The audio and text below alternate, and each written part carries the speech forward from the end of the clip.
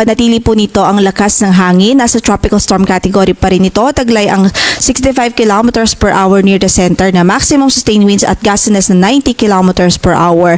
At kasalukuyan ay nakita or at 4 a.m. nakita po ang kanyang sentro sa vicinity ng Habonga, Agusan del Norte. Pero sa mga oras na ito, malaki ang posibilidad na tinatraverse na po nito ang karagatan papuntang Bohol Sea. At makikita nga po natin halos tutok po yung kaulapan sa malaking bahagi ng Visayas at malaking bahagi ng Mindanao sa ngayon. So nakakaranas po doon at kasalukuyang nananalasa ito sa halos buong Kabisayaan at malaking bahagi ng Mindanao. Sa ngayon ay ang kanyang movement west-northwestward at 25 kilometers per hour.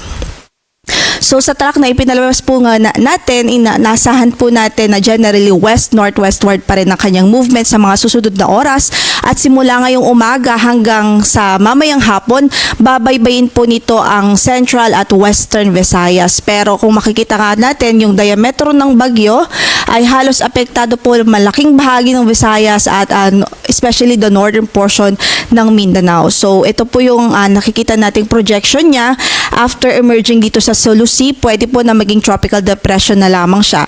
So by this time hanggang mamayang hapon o mamayang gabi, mapapanatili niya ang kanyang tropical storm category. Likely na mapanatili at unti-unting hihina by the time na dumating po ito sa Sulu Sea ay tropical depression, and then upon traversing yung northern Palawan, posible pang lalo pa itong humina at pwede pong maging LPA pagdating sa West Philippine Sea. Gayunpaman, taglay pa rin ito ang malakas na hangin, so may pabugso ng hangin at matitindi, malakas hanggang sa matitinding pagbuhos ng ulan. Kaya sa ngayon hindi pa rin po pwedeng maging ang kampante.